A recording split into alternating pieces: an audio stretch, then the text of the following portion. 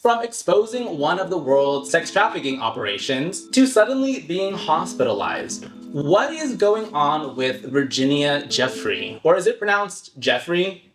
As in Jeffrey Epstein? Now, I would like to read to you guys a sequence of events that recently transpired regarding Virginia Giuffre. If you guys do not know who this is, stay tuned. What you need to know for right now is just that she is one of Jeffrey Epstein's survivors. She had shared an image on Instagram. It showcased Virginia Giuffre on a hospital bed with multiple bruises on her face. In the caption, it was a really alarming caption. The caption basically read that she only had 4 days to live. I kid you not, she only had 4 days to live, and that she was undergoing kidney renal failure. I do not know what that is. I've never had that, thankfully. But kidney renal failure is not something that you want to be having. On March 14th, Virginia Giuffre was found to have violated a family violence restraining order. Then 10 days after that, she was in a horrific bus accident. Or at least that is how she described it. Or maybe her reps described it this way. She then posts from a hospital bed. And that's the photo that we all know, that we've all seen online. And then April 1st, she is admitted to a hospital. Now, you're probably asking yourself, wait, how is she posting in a hospital bed on March 30th? And then the next day, she actually is in the hospital? Like, that's when we have a record of her, when she is actually in the hospital. It is 24 hours from the day that she made that post. How did she get in a hospital bed? You might ask yourself. Well, that is what we're going to be discussing in today's episode. Now, many of you guys do not know where Virginia Giuffre comes from. Now, she was living in Florida during the time that she met Jeffrey Epstein for the first time. She was only 16 years old and she worked at Mar-a-Lago. And this was a role that actually her father had found this position for her. Ghislaine Maxwell introduced herself to Virginia Giuffre while she was working at Mar-a-Lago. And it was during this conversation that Ghislaine Maxwell shared to Virginia Giuffre that she actually knows a man that could use a masseuse. So she asked, Virginia if she was interested in meeting this man, and they eventually went together to this man's house, which it later turned out to be Jeffrey Epstein. When she first interacted with him, it was a situation she did not necessarily want to repeat. So Epstein gave her 2 different options. He basically said that you can either continue to do a sexual relationship with him, or you can actually help me just bring other girls and I'll still pay you a similar amount. So he was offering these girls about a couple hundreds of dollars to bring and refer other girls. So this was when Virginia Giuffre basically got her start with Jeffrey Epstein. She was 16 years old and she worked with him up until she was 19 years old.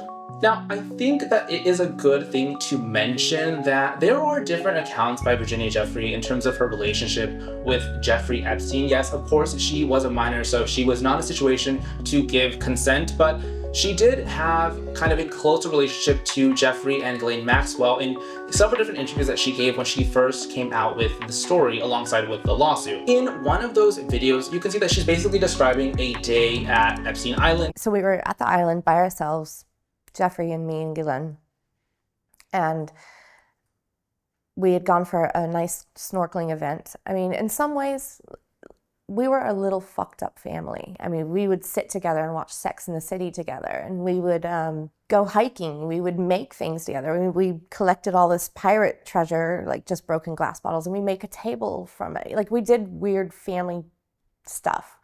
All right, so it just wasn't all about that, but that was how this worked, the inner goings of it. You get to hear there's kind of a different side to that relationship. It seemed initially as though it was this kind of very violent and intense situation for Virginia Giuffre, but she's also there on multiple trips. Actually, there is a tape or interview with her father, and basically the father shares with the reporter that Virginia Giuffre would come back from her trips and she wouldn't actually say that what the trip was about. She made it seem as though everything was normal. I mean, as a parent, you kind of ask the question, how do you not know that your children are doing this? But she's a very good actress, I mean, when she would come home from these trips, she said nothing about it. And it must have been killing her inside. It does seem like she did have a home to go back to, and she herself was making a decision to not share the information about where she was at, what she was doing on the island, or with Jeffrey Epstein. This story is also corroborated by her ex-boyfriend at the time. So apparently, during the course of their relationship, the ex-boyfriend was wondering what the extent of the relationship with Jeffrey Epstein and his girlfriend at the time, Virginia Giuffre, was. And it wasn't until 1 year into their relationship that she actually shared with him what she was doing with Jeffrey was a little bit more than actually just being a masseuse. Well, I mean, about a year or so into our relationship, like I kind of started to question it because obviously all my friends were like, oh yeah, she's just a masseuse. The guy's a billionaire. You really think that that's all that's going on? And I just started to question it. And then eventually she finally explained to me what was going on. And what did you do at that point? I mean, at that point, I was in love with her as it was. Like me and her, we were basically inseparable. And at that point, like I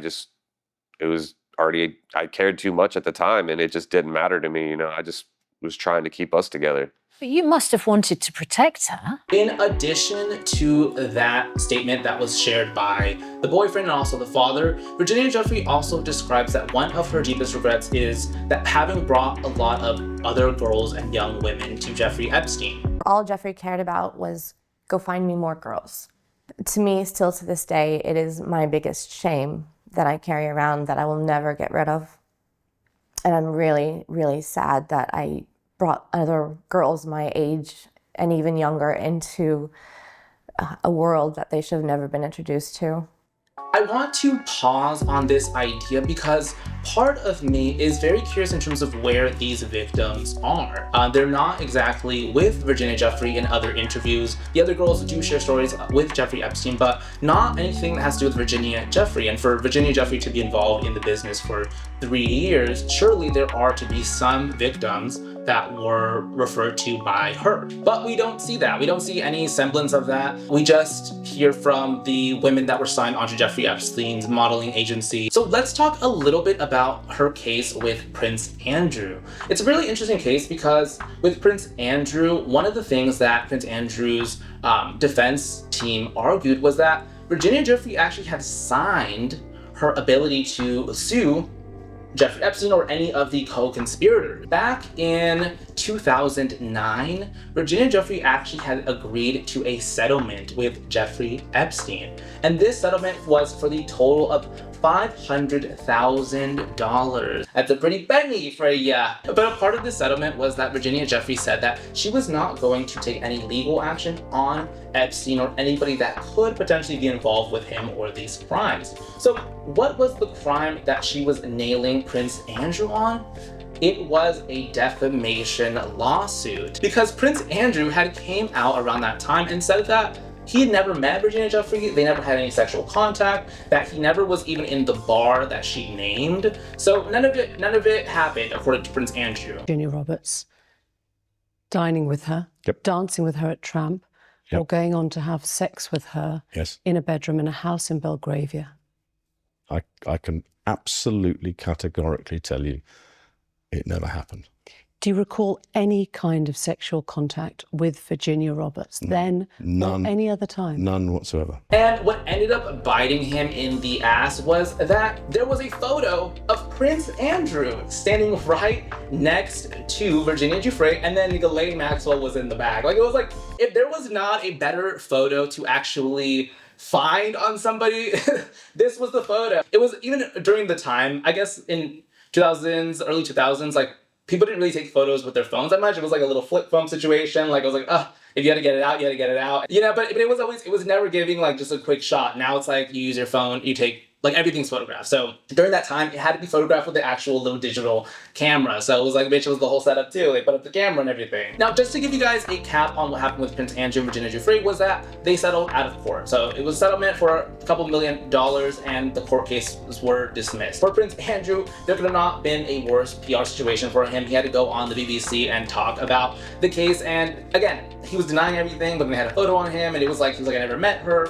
It was just this whole PR failure, okay? The Justin Baldoni team should have been involved in the Prince Andrew defamation lawsuit because they did quite horribly. For the Jeffrey Epstein case, there were two major dates of importance. The first was all the way back in 2005, 2006, when the young girl that was with Jeffrey Epstein reported to her parents that she had been molested by this man. And when the police went to go investigate who exactly was involved in this case, they started to unweb that web of connections between girls and referrals to other girls. And by the time that case basically concluded, there was a total of 80 girls identified. And what is exceptional about that plea deal was just how exceptionally lenient it was. For those of you who are not familiar with this plea deal, basically Jeffrey Epstein for 12 hours of the day got to leave the jail cell and work from an office that was off-site. He also was given a private wing at the prison. The other part of that plea deal was that Jeffrey Epstein and any of the people that potentially could be involved in that situation were granted immunity. So they were not able to be tried for that same case. So it kind of gave a very blanket statement level of immunity, which surprised a lot of people. But again, a lot of people didn't necessarily know that this happened because they also included in that plea deal that they were not going to let the victims of that crime know the result of the case. And it was not until 2018 when the Miami Herald was preparing a piece on Alexander Acosta and Jeffrey Epstein. So if you guys are not familiar with Alexander Acosta, he was appointed, I don't know the exact level, but it's like an attorney level and it's appointed by the president. So he was going to be serving as that level of attorney. And then what people found an issue with that appointment was that he was going to be in charge of the department that dealt with human trafficking. So it was like he gave this incredibly lenient plea deal, and then he was then going to be appointed to be the director of a department that managed human trafficking, court cases, crimes. When this article broke out, people then became inundated with the case. They saw the victims, and then they also saw Jeffrey Epstein be arrested for these crimes, which is something that, like I said, did not happen almost a decade earlier. And the thing that I want to point to your attention regarding this situation was that, again, Virginia Giuffre shared in an interview where she was describing how the FBI got involved with her. And she at the time says that she doesn't want to talk, she doesn't want to give any information regarding her involvement, nothing. And it was not until she found out that she was going to be labeled as a victim under this crime. 2007, I was pregnant with my middle son, and I get a phone call from Ghislaine one day. In Australia. I'm in Australia. I was like, how the hell did she just find me? Like, I've been out of their life for so long. What's going on? She's like, have you talked to anybody? Have you told anybody what's happened? Like, have you reported us or anything? I said, no, I haven't spoken to anybody. Okay, good. You stay like that. You stay quiet. The next day, Jeffrey calls me with his lawyer on the phone. And he asks me the same questions. Have you talked to anybody? Are you going to report me? Are you going to talk to anybody? And I'm like, where is this all coming from? Like, what is going on? The next day, I get another phone call. And this time, it's from an FBI agent. Like, hi, I'm blah, blah, blah from the FBI. Have you given Jeffrey Epstein a blowjob? Did you have a shower with Jeffrey Epstein? Did you ever bring any girls over for Jeffrey Epstein? I'm like, I don't even know who you are. I mean, unless you can come over here and show me some official documentation that says that you're with the FBI, I am not saying a word to you. And about 6 months later, I get a knock at the door, and it's the Australian Federal Police. It's like a 12-page document about Jeffrey Epstein and what he had done and how, I was a victim and they've identified me as one. That was the moment we then started to see Virginia Giuffre. And I think why that is important is, again, is the question of what does it mean to be a victim? Because for Virginia Giuffre, her hesitancy towards actually speaking with the FBI was most likely due to the fact that she was actually involved with Jeffrey Epstein for multiple years, that she was actually assisting with his business. As you guys have seen on the news, Virginia Giuffre was involved in an accident with a bus. She was then taken to the hospital, and she was told at the hospital that she was given 4 days to live due to kidney renal failure. And this was what she had posted on her social media, a photo of her in bruises in a hospital bed. People immediately started flooding her comments with prayers, just wishing her well, wanting her to get better.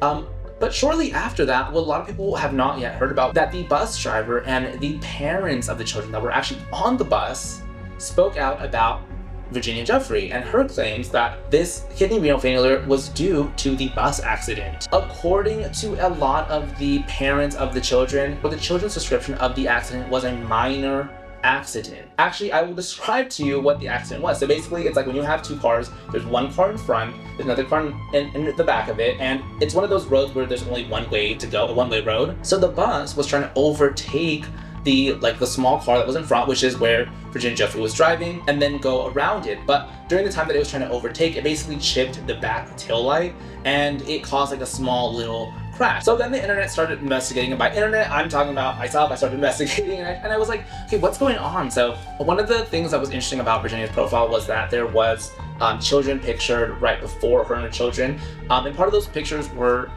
basically her just requesting for her to just be able to see her children. So apparently there is a restraining order that is placed on her and her children. For whatever reason, hopefully is for the best interest of everybody. As part of her request on that hospital bed that she posted on Instagram, was another request to be able to see her children. The other important thing to mention is that the image that was posted on Instagram was posted on the 30th, but her record of going into the hospital was the 1st. I don't think that she just faked having bruises. I think she legitimately had bruises, but potentially maybe not from an accident, but from something maybe that happened inside of her home. I don't know. I'm only speculating that case because she, like I said, posted on the 30th, and then she was admitted to the hospital the next day after that. And that was already about a week from that accident. Although it is incredibly invasive, obviously, to have paparazzi show up around you. The paparazzi did actually capture Virginia leaving with her, we believe maybe her boyfriend or another man, and she doesn't have her bruises. I believe she was able to walk. I can't exactly confirm that, but it looks like she is at least in a better shape. Most likely, there's a valid reason that she went to the hospital because the ambulance took her to the hospital on April 1st. And then we know that she was admitted out of the hospital on like maybe 2 days after that, so on the 3rd, I believe. So we know that something legitimate did happen, but we don't know exactly what that thing was. So for that, we are definitely praying, and we are hoping that Virginia Giuffre, gets full recovery for whatever she's dealing with, and we've never wished any kind of ill will on anybody. But I think the case of Virginia Giuffre definitely is very interesting because, like I said, it brings the question of what does it mean to be a victim, a sole victim? Maybe you could have possibly been involved, but also, yes, the girls are under 18 years old, so that's already a horrible problem. But then they're also maybe perpetrating it multiple different times. So with that being said, thank you guys so much for watching this video. I'm curious to know what you guys think about this topic. I'm going to continue covering the Jeffrey Epstein series on my channel, so I hope you guys watch it. Thank you guys so much, and I'll talk to you guys later. Bye.